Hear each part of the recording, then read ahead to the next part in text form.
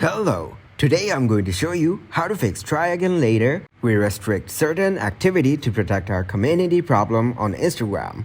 Let's start. First, open the Instagram app. This is how you will get a notification from Instagram. It says that we restrict certain activity to protect our community. Tell us if you think we made a mistake. Close this tab and go to your profile from the bottom right corner. Here, tap on the menu on your top right. Then go to Settings and Privacy. Now scroll down and tap on the option of Help. Select Report a Problem. Here, select the option Report Problem without shaking. After that, select Include and Continue.